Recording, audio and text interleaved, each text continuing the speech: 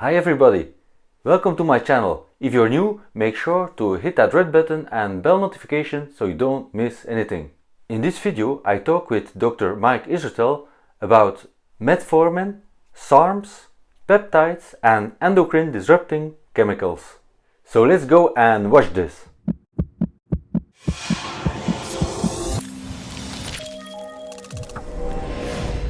What's your take on metformin for bodybuilding and maybe also for anti-aging? Because I know it's used for anti-aging properties as well. Yeah, so for anti-aging, metformin is probably very reliable and a very good idea. For bodybuilding, if you're a drug-free bodybuilder, and if you're not using growth hormone, the metformin has questionable benefits, which means I'm not sure if it has benefits. On the one hand, metformin is going to increase your glucose or insulin sensitivity, both technically, and that's very good. On the other hand, the pathway through which it works is an AMPK pathway, which is technically a catabolic pathway, or parts of it sure as hell are. So we're not sure what the total net effect on musculature is. The primary users of growth hormone, metformin are growth hormone users, because growth hormone causes quite a bit of insulin resistance, and the metformin is designed to cancel that out, so you get all of the benefits of growth hormone minus the cost of insulin resistance, so that almost certainly increases anabolism in growth hormone users. But in individuals not taking growth hormone, I'm not sure if metformin is helpful. It could very well be, I just don't have the confidence to say that, though for life extension purposes, it's almost certainly helpful. Okay, great. And about another chemical or type of chemical, I heard you talk about SARMs a while ago. And I remember you saying that you didn't even believe they were available on the market then. And since a test of random samples showed a lot of them did not even contain SARMs or even harmful substances like prohormones. Anything changed since then? Because on YouTube, I hear a lot of people always talk about their experiences with them and how great they are, that they mimic testosterone without having the side effects of real anabolics. Yeah, I mean, they certainly have the potential to do that. It's just if you take SARMs, you got to make sure you're actually taking SARMs. So whatever you have, whatever pill box they send you, you got to send it to a laboratory, and they got to mass spec it and send it back to you and say, this is what you have. Most of the time, it's not what you have. So if you get SARMs from the real source, I hear they're pretty effective. I have no experience with them, nor do I know anyone personally who's taken them. Potentially they're going to be really sweet. It just the market has to evolve for a couple more years, I think, so that there's reliable sources of SARMs. And people have a lot of experience with them. They're much weaker than people thought they were going to be, and they have more side effects than people thought they were going to be, but they might be pretty good. So I sure as hell wouldn't run out and get SARMs right now. If I was anyone, I'd wait for a little while and let the more adventurous people experiment with them until they became sort of rock solid. Okay, and I hear in the United States talking a lot about peptides as well, like the growth hormones, secretagogues, for example, butamirin.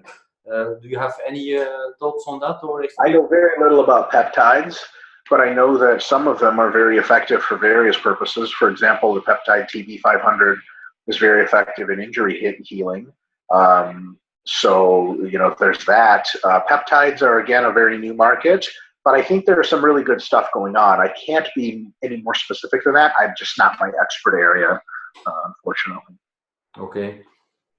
So last time we talked, we also talked about these endocrine disrupting chemicals, and I talked to Dr. Keith Nichols, who is an expert in TRT and everything about that, on endocrine disrupting chemicals that are all around us. And he also explained that it's a new field of biology and showing that these environmental chemicals are much more important than most of us think. Did you see that talk with him, with Dr. Keith Nichols? I did not watch the talk, no. So we didn't manage to get you worried yet. Well, so there has been a lot of talk for a long time about endocrine disruptive chemicals. It's not a new thing so much, but it's new enough that there is not a degree of research that should cause one to worry. that's the first point, is that if you actually look at the research on endocrine disruptor chemicals, there's not a consensus whatsoever that they're something to worry about. And a lot of the better research says that it's very unlikely that they're a problem on mass scale. Point number two is that mechanistically, it seems very difficult to envision how, in fact, they would potentially alter physiology to the extent that is claimed. For example,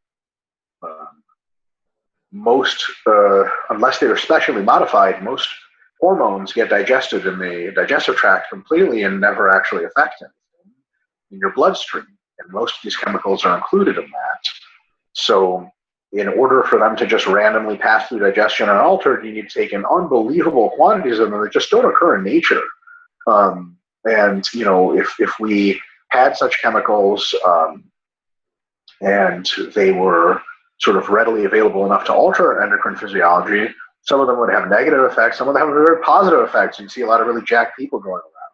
The thing is, if you buy a vial of testosterone, you know, as a steroid, and you drink it, you just drink $50 or something, and nothing's going to happen, which is really, really bad because none of it gets into your bloodstream. So you have to inject it. So unless you're injecting, you know, pieces of plastic or something into your body, it's very unlikely that it's going to have the effect. And again, the evidence that such an effect is occurring is very weak. And the evidence that an effect is not occurring is pretty decent. There's potential that some of them are really a legitimate threat, so on and so forth. But that's not what the current evidence tells me. So we can worry about a lot of things, but if there's not really any good evidence for getting worried, then, you know, that's I'm not sure why we should be worried. For example, there's a lot of data to support the fact that people's ejaculate volumes are decreasing, the percent of motile sperm is decreasing, so on and so forth.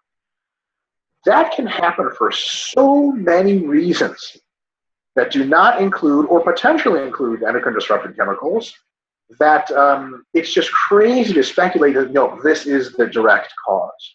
In other research where people are predictably through factory environments or something exposed to more of these chemicals, like work in plastics manufacturing, they don't seem to have any of the problems that you would expect. It's really curious, you know?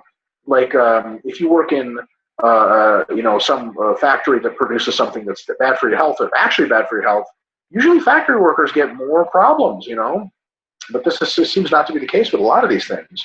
So it's one of these things that needs more research considerably, but there's just not this overwhelming amount of evidence that something really bad is happening. And you know, there's the reasons that people have, you know, less sperm, et cetera, so on and so forth. Here's one really interesting reason, right? So with the advent of pornography, people masturbate more than they used to. And if you jack off all the time, you don't run out of sperm, you just have less sperm all the time, you just do. So how do we know it's not that? How do we know it's not demographic shifts? Right, so here's another example. Cancer rates have been increasing for decades. Okay, so what's killing us? Nothing. We diagnose cancer better now. It used to be you just fucking died and they didn't know why. Now you got cancer and they know you got cancer, so they put it down, diagnosed with cancer, as opposed to like died of old age or some shit, or massive organ failure. Right? Another one is people's life expectancy is much higher now. They don't die from other diseases like heart attacks and stuff. And oh, geez, here's a good one. They don't die of microbial infections as often, the flu, etc.